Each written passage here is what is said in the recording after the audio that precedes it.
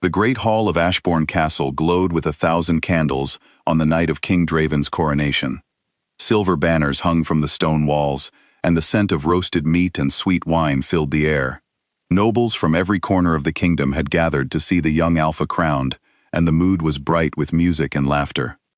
Draven stood at the center of it all, tall and composed, wearing a crown that felt heavier than he had expected. He had trained his whole life for this moment. He knew how to lead an army, how to settle disputes between packs, and how to command respect with a single glance. What he did not expect, on this night of all nights, was for the mate bond to awaken. It happened without warning. One moment he was accepting congratulations from a visiting lord, and the next, a pull deep in his chest, turned his head toward the far side of the hall. His wolf stirred inside him, alert and hungry for something it could not yet name. He followed the pull past the dancing nobles, past the long tables of food, until he reached the edge of the kitchen doorway. There, kneeling on the floor with a rag in her hand, was a servant girl scrubbing a spill of red wine from the marble tiles.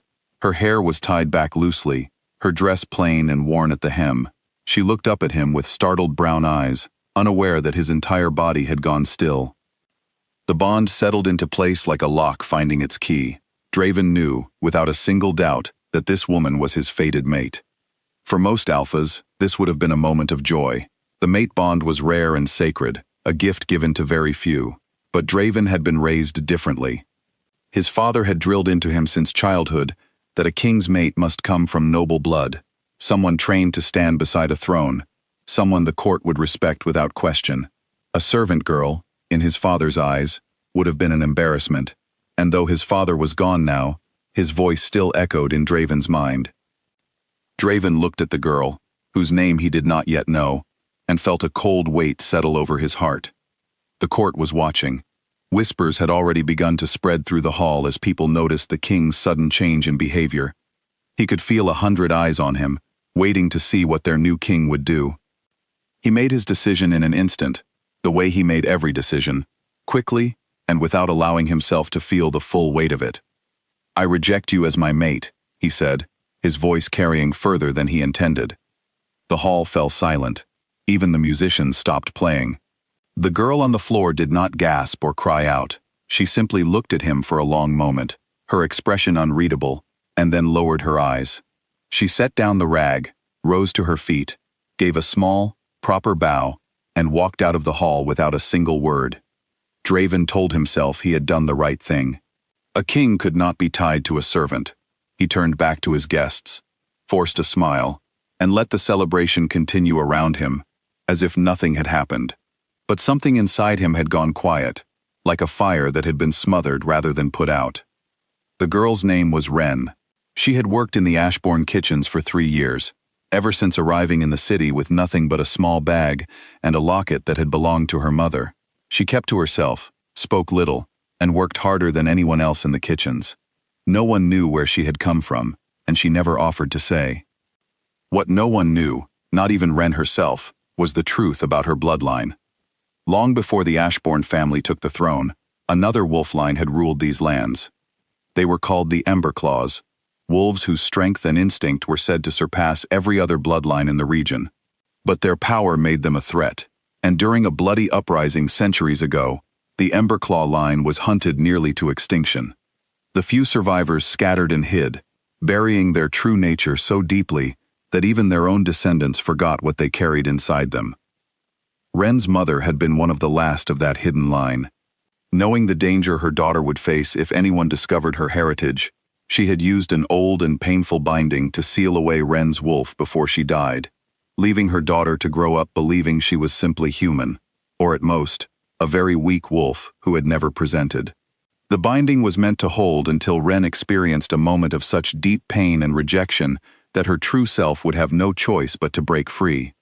That moment came the night Draven spoke his rejection in front of the entire court.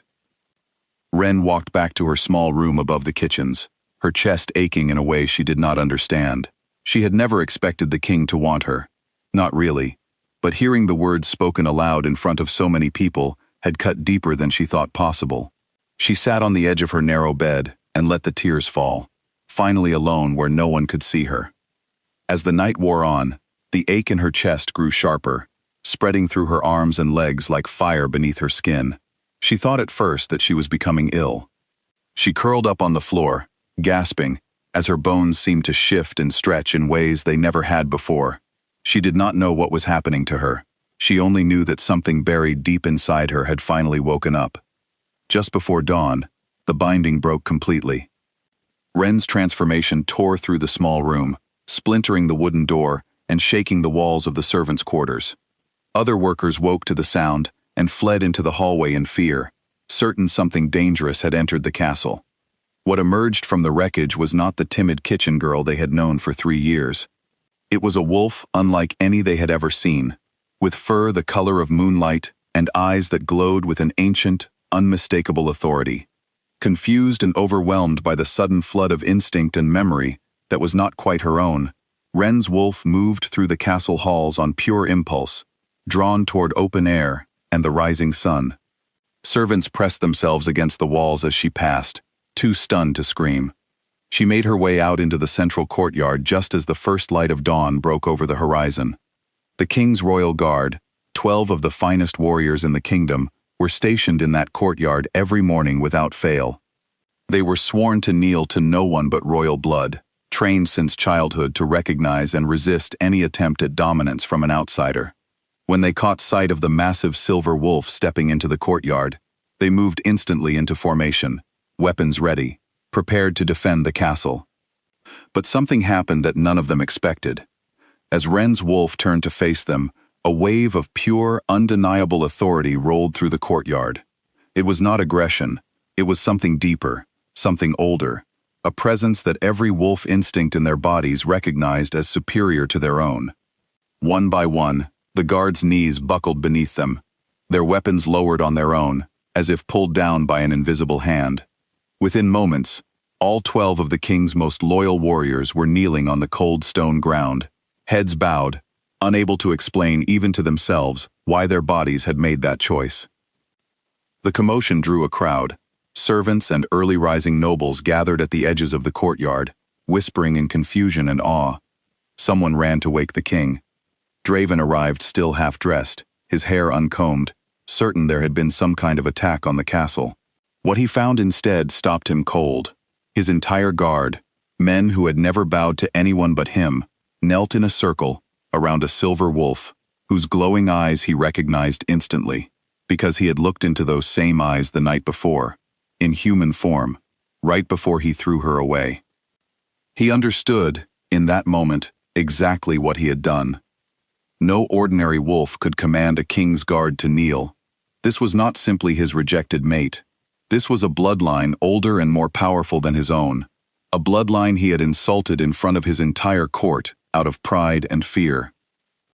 Ren's wolf shifted back slowly, her human form kneeling in the center of the courtyard, exhausted from the transformation and the flood of new instincts still settling inside her. She looked up and found the king staring at her, his face pale with the weight of understanding. "You're an Emberclaw," he said quietly, the name feeling strange and heavy on his tongue. It was a name his own ancestors had spent generations trying to erase. Ren did not answer right away. She was still catching her breath, still trying to make sense of the wolf now living inside her, a wolf with memories and instincts she had never asked for. When she finally spoke, her voice was steady, despite everything her body had just been through. "I don't know what I am," she admitted. "I only know what you called me last night." Nothing. The word landed like a blow. Draven felt the guards around them shift uncomfortably, still kneeling, still bound by an instinct they could not override. He realized that whatever pride had driven his rejection the night before, now looked small and foolish in the light of what stood before him. He stepped forward, and, for the first time in his life as king, knelt down himself, not out of instinct, but out of choice. "I was wrong," he said. "I let fear decide something instinct had already chosen. I don't expect you to forgive that, but I am asking for the chance to earn it." Ren studied him for a long moment. Around them, the courtyard remained frozen in silence, guards still bowed, servants and nobles watching from the edges, waiting to see what their new king would do next. She thought of the years she had spent scrubbing floors, unseen and unknown, carrying a legacy she never understood. She thought of the ache in her chest the night before, and the way he had dismissed her without a second glance. "You don't get to earn it quickly," she finally said, "and you don't get to earn it in private, the way you tried to reject me in front of everyone. If this is going to happen, it happens the same way, where everyone can see it." Draven nodded without hesitation, then let them see. In the days that followed, the story of that dawn spread through the kingdom faster than any royal announcement could have managed on its own. People spoke of the servant girl whose wolf had made the king's guard kneel, of the ancient bloodline thought lost to history, and of the king who had knelt back in return. Draven did not hide from the story or try to soften it. He stood before his court and admitted, plainly, that he had rejected his fated mate out of pride, and that he intended to spend as long as it took proving himself worthy of a second chance. He did not rush Ren. He did not expect gratitude or forgiveness, simply because he had said the right words once. Instead, he showed up each day, quietly and consistently, learning who she truly was, not the servant girl he had barely noticed, and not only the powerful wolf whose presence made warriors kneel, but the woman caught between both, still discovering herself as she went. Ren, for her part, did not pretend the pain of that first rejection had disappeared. She let him prove himself slowly, watching how he treated others when he thought no one of importance was watching, how he handled the weight of his own mistakes without hiding behind his crown. Trust, she had learned, was not rebuilt with grand gestures.